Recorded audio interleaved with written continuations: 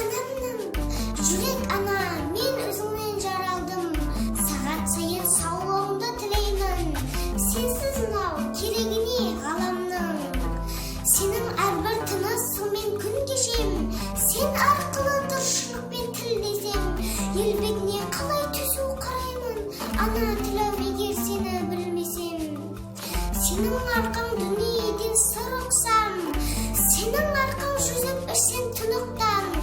Туған анамды ұмытқаным емес пе?